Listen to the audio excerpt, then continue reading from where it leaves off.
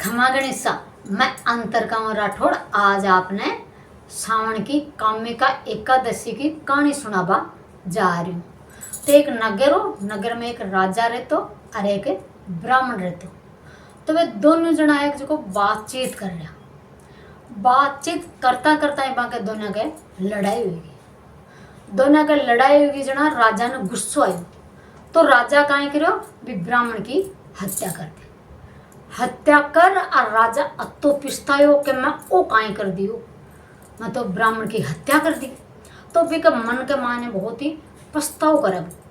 तो यहाँ कर तो वो महल में चले गए। महल में जा वो बैठ को उदास हुई। जब बार रानी आई कि राजा काई बात आज थी उदास हो क्यों बैठा।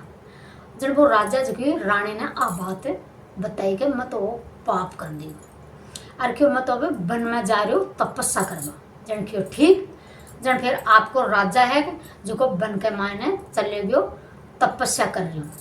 तपस्या कर रहे हो जन भी मन में तो बहुत ही पछताव हो कि मैं वो पाप कर दी। अब मैं काहे करूँ क्या मारो पाप मिटाऊँ। जन फिर आप बाड़ा और जा बाड़ा भी न खेता कि वो काहे राजा है जो को देखो ब्राह्मण की हत्या कर दी और तपस्या कर रही है। वो काहे राजा है इसो जो को ब्राह्मण की हत्या कर दी अब तपस्या कर रहे हो। तो फिर राजा कहीं भटकतो एक ऋषि मुनि को पूछो। ऋषि मुनि को पूछो जन वो राजा है जिसकी सगड़ी बात बताई भी ऋषि मुनि।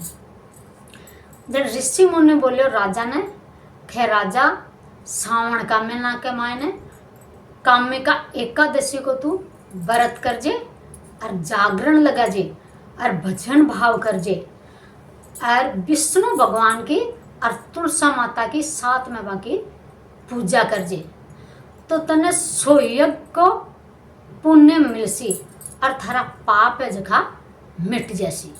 जन फिर वो राजा बोले क्यों ठीक जन आपको राजा महल में आएगो।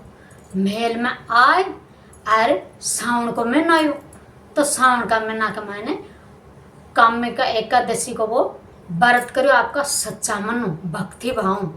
कामिका एकादशी को व्रत करो जागरण लगायो खूब वो भजन भाव करया और विष्णु भगवान की और तुलसा माता की साथ में राजा पूजा करी आपकी भक्ति भाव। तो फिर भी राजा ने है जो को सो यज्ञ जतो भी ने पुण्य मिलो और भी राजा को पाप मिट गो और फिर अंत में राजा ने है जो को स्वर्ग की प्राप्ति हुई। तो आही कामिका एकादशी की कहानी।